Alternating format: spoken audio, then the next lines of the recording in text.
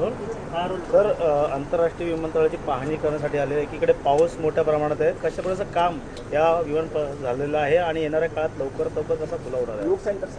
नाही, एकूणच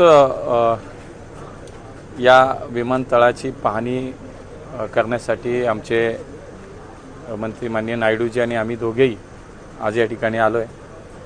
आजची नेमकी वस्तुस्थिती काय आहे, कामाची प्रगती काय आहे आणि किती दिवसामध्ये हे सगळं पूर्ण होईल आणि त्या दृष्टीनं पाहणी, थोडंसं प्रेझेंटेशन, असा आजचा हा सगळा विषय होता.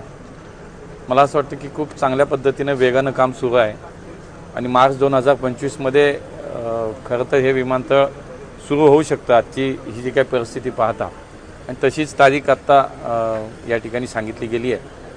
एक अत्यंत उत्कृष्ट देशातील खूप चांगल्या प्रकारचं विमानतळ आपल्या नवी मुंबईमध्ये होतं आहे. सगळ्याच प्रकारची